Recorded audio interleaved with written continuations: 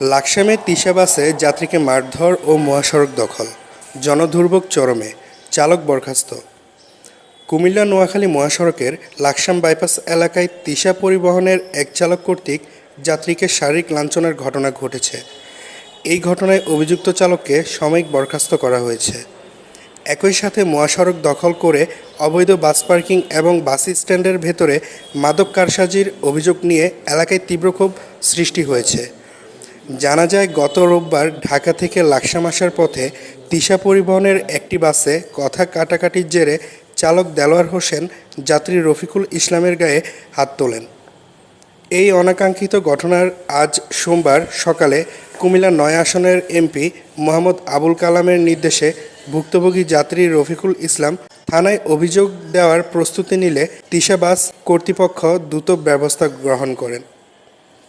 কর্তৃপক্ষের প্রতিনিধিরা ভুক্তভোগীর বাসায় গিয়ে দুঃখ প্রকাশ করেন এবং ক্ষমা প্রার্থনা করে বিষয়টি পারিবারিকভাবে আপোস করেন। অভিযোগের সত্যতা পাওয়ায় বাস কর্তৃপক্ষ অভিযুক্ত চালক দেলোয়ার হোসেনকে ১ সপ্তাহের জন্য সাময়িক বরখাস্ত করেছেন। আমি ফার্স্ট যাত্রী, তো এখন ওনাদের তো সিস্টেম হচ্ছে 20 মিনিট পর পরে গাড়ি ছাড়া। তো ওনার 20 মিনিট পরে মনে করেন 9টা 5-এ যায়, যারা যে লাইনম্যান লোক থাকে, লাইনম্যান লোক থাকার পরে বলতেছে গাড়ি ছাড়ি ওভার টাইম হয়ে গেছে আরো। তো উনি মনে তারপর জিজ্ঞেস করছে আরো 15 মিনিট, প্রায় 9টা 15-তে গাড়িতে শেষে। গাড়িতে থাকার পরে নোয়াখালী জোনাকি কাউন্টারের সামনে, এখানে কোনো কাউন্টার আউটসাইড, এখানে দাঁড়া রয়েছে প্রায় 10 মিনিটের মতো। এখান থেকে আরেকটু সামনে যে মুসরের মধ্যে আপনার ওইখানেও দাঁড়াচ্ছে 10 থেকে 15 মিনিট। উনি হয়তো ওইখানে রাজনীতি করে আর কি, যে ওনার ভিজিটিং কার্ড আপনার উনি বলছে যদি কোনো তথ্য প্রয়োজন আপনারা আমার ফোন দিবেন। তাকে আমরা এখান থেকে নিরল হয়ে গেছি, আমরা যার মতো যার নামিয়ে যেতেছি, যাত্রীরা নামতেছে, আমিও নামতেছি। আমার নামার সাথে সাথে ড্রাইভার বলতেছে তারা দল, সে কিন্তু আবার ফোন করে আবার ফোলাবেন ঠিক রাখছে, এখান থেকে কিন্তু আবার ফোলাবেন ঠিক রাখছে কাউন্টারের সামনে। তো ভাগ্য বলা যে ঠিক করছে, হে আমার আত্মীয়, সে আমার দেখে আবার তো এটাকে জানি ফার্স্টে। তো ড্রাইভার কি কিছু দৌড় দিয়ে লাভ দিয়ে উড়ি আমার নামছে নামানো হরে দিই, এত দর এত মাপ দাম করে আমরা একটা তাপ্প দিয়ে গেছি।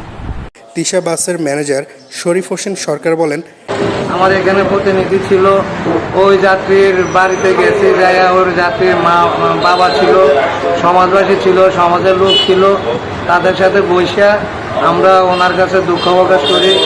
ওই যে ড্রাইভার স্টাফ অপরাধ করছে তাকেও আমরা নিয়ে যাওয়ার পরে আমরা আমাদের সাথে যে রুল আছে, নিয়ম মোতাবেক আছে, আমরা 1 মাসের সাসপেন্ড করার পথে এমনি। কি করছেন আপনি ওর গায়ে কি করছেন?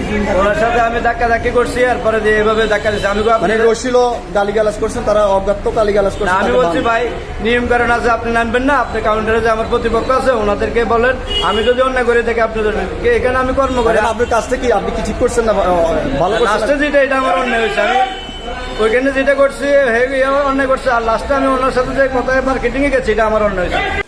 এদিকে লাকসামের স্থানীয় বাসিন্দারা অভিযোগ করেছেন, লাকসাম বাইপাস থেকে শুরু করে নাঙ্গলকোট রাস্তার মাথা পর্যন্ত মহাসড়কের ওপর সারা রাত বাসগুলো বেপরোয়াভাবে পার্কিং করে রাখা হয়। এতে মহাসড়কটি সরু হয়ে যাওয়ায় যে কোনো সময় বড় ধরনের দুর্ঘটনার আশঙ্কা দেখা দিয়েছে। তিশা বাস স্ট্যান্ডের ভেতরে সন্ধ্যার পর থেকেই মাদকের ভয়াল কারসাজি শুরু হয়। মাদকসেবী ও কারবারিদের আনাগোনা বেড়ে যাওয়ায় সাধারণ যাত্রী ও স্থানীয়রা চরম নিরাপত্তাহীনতায় ভুগছেন। মহাসড়ক দখল এবং মাদক সংক্রান্ত অভিযোগের বিষয়ে তিশা বাসের ম্যানেজার শরীফ হোসেন সরকার বলেন, ইনশাল্লাহ আপনারাও যদি আমাদেরকে সহযোগিতা করেন খুব খুশি হব। এমনকি এদিকে আমাদের শ্রমিক আমি 100% গ্যারান্টি দিই না, আমাদের শ্রমিক আছে যে এর লোকে আবার বৈরগত বেশি। এগুলো হচ্ছে আমাদের শ্রমিক তো আপনার কর্ম অবস্থায় থাকে, কিন্তু এখানে বৈরগত লোকজনে বেশিরভাগ এখানে এসে মাদকের আটকাটা করে। কিন্তু